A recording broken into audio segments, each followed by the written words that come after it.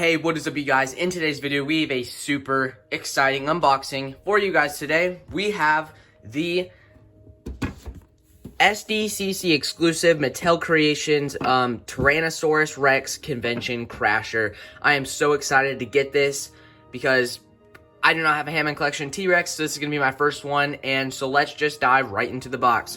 Here's the front, breaking news, Buck. This is supposed to represent like an old 90s TV. Side, welcome to San Diego, Mattel Creations. Other side, there's an engine logo, Mattel Creations up here. On the back, Lost World, Mattel. You see like cables and stuff, which is really cool. On the top, you have the Lost World logo, the yellow one, which is really cool, and 10,000 volts. All right, guys, so I've officially got to the second portion of this box, so let's just go right over it. So first, you have a window packaging so that you can see all the cool things inside, the Buck T-Rex and everything else. This is supposed to represent the convention center for San Diego Comic-Con, so that's really cool. Lost World logo. Notice, call 911 immediately if you encounter a large lizard. On the back, and the Lost World logo, which is really cool. But now, let's get on to the part that everybody wants to see. Let's get all these things out of the box. Alright guys, so now here is the entire set. Of course, the last assembly that we're going to need to do is we're going to need to put the tail on the Buck T-Rex. So now let's just assemble the Buck T-Rex. It definitely goes in a certain way, like that. Now we just twist it, and bam, there we go. The tail is now put on.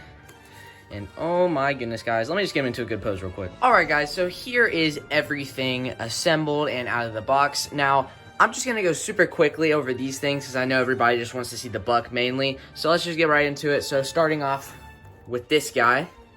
Actually, this guy is rubber. I thought that he was definitely going to be a hard figure from what we saw. But nope, it is soft so that it represents an inflatable costume a little bit more, which is really cool. There's some pretty good detailing on him. As you can see, there's like some wrinkles and stuff to simulate that they're in a costume. And folds and stuff, so that is really cool. There's the head sculpt, which you can change out. You just have to pull it out like that. Then you just take this guy, you just plug it right back in there, and there you go. Now you have somebody different in the costume. So yeah, this is pretty good. Here's the articulation. It's pretty limited for a Hammond collection figure. It's got arms, the legs, the knees bend, and the feet go like that. So it's a little bit limited, but that makes sense because of the rubber parts. But this is still a really cool figure. But now let's move on to the next things that this guy comes with. So moving those things off at the table, now we get to these two things. Let's just get into this first.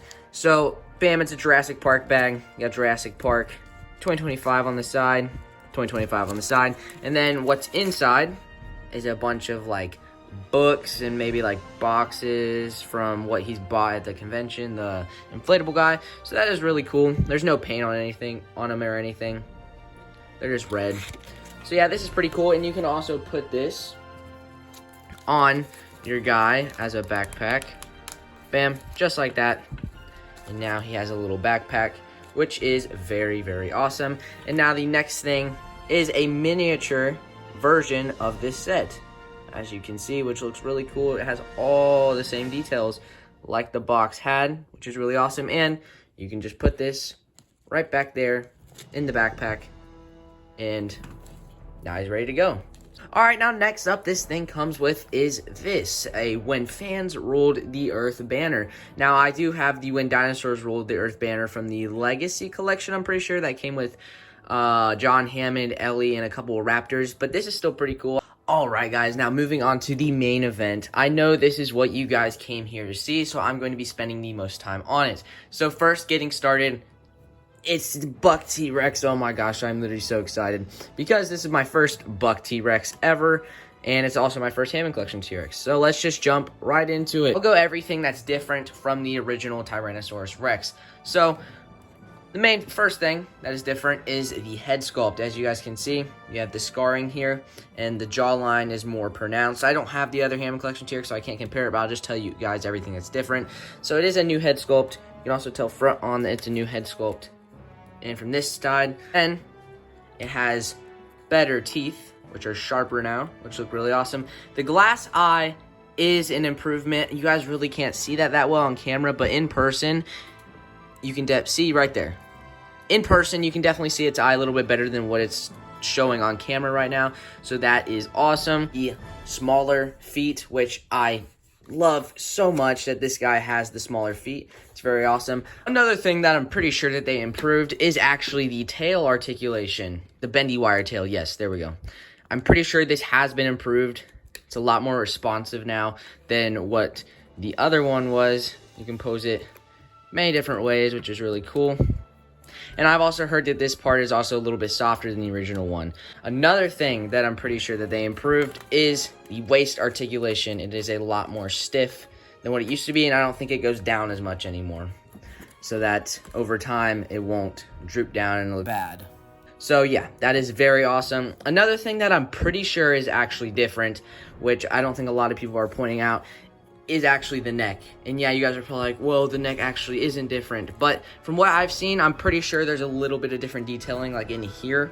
And I also think that the neck is actually a little bit thicker than the other one. Just a tiny bit though. Because I have heard that on some other people's reviews. So I'm pretty sure that is different. Let's get on to going over the detailing. Very good detailing on the head right here. Looks really awesome. In my opinion, looks just like the buck, but some people might not say so. There's a lot of detailing on the neck and the body and all the way down to the tail, which is incredible.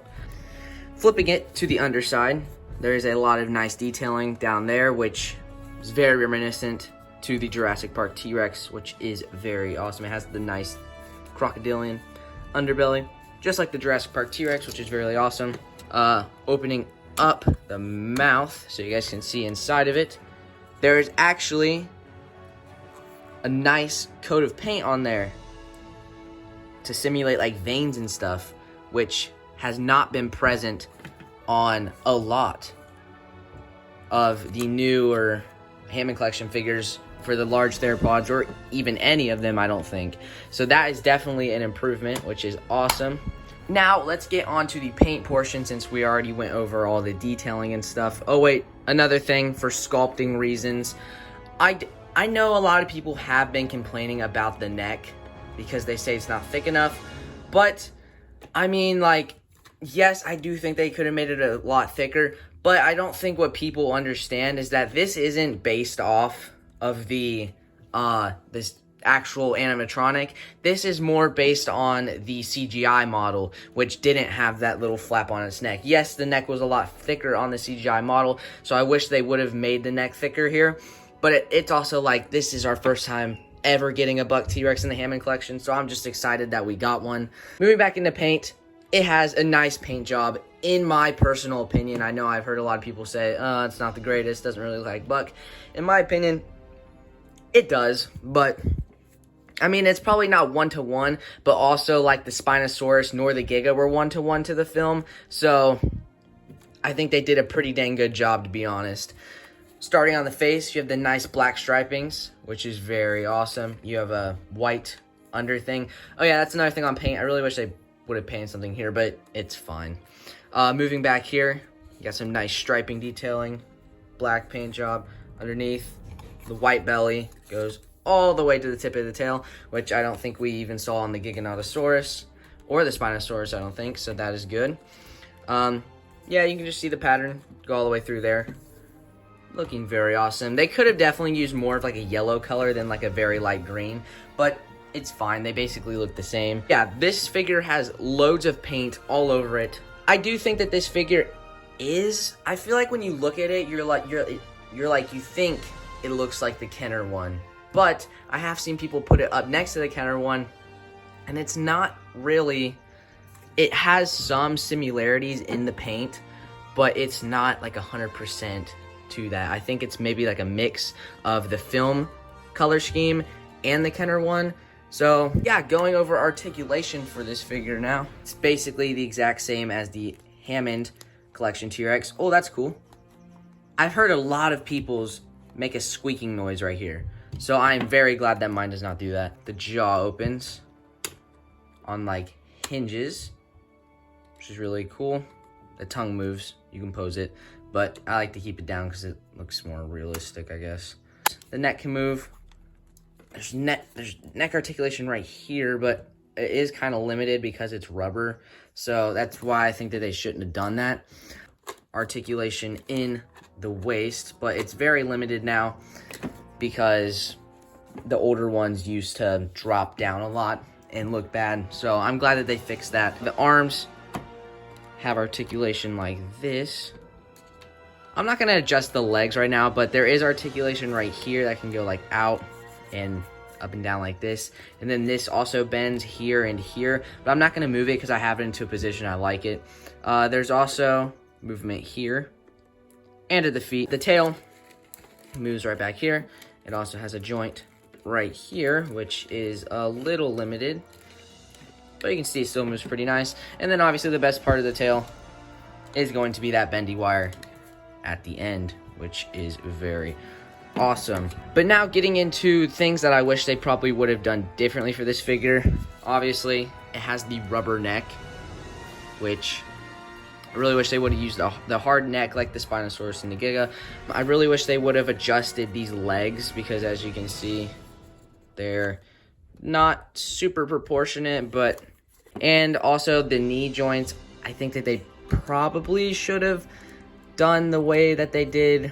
I really think that they should have done how they did it with the Spinosaurus and the Giga, but also it kind of doesn't really matter because this is better articulation. But yeah. And another thing, I do not like that this was a San Diego Comic-Con exclusive, because that means that a lot of people don't actually get to have the Buck T-Rex in their collection. I've already seen prices on eBay going up for like $300, so that is very dumb and sad. I really wish that a lot of people would have gotten more of the chance to get this awesome figure. Mattel, if you're watching this, please restock this figure to give more people the chance to get it. And if they don't do that, then I think that Mattel probably will end up re-releasing this figure or something down the line, maybe for another event exclusive or maybe in the main line. I'm not too sure.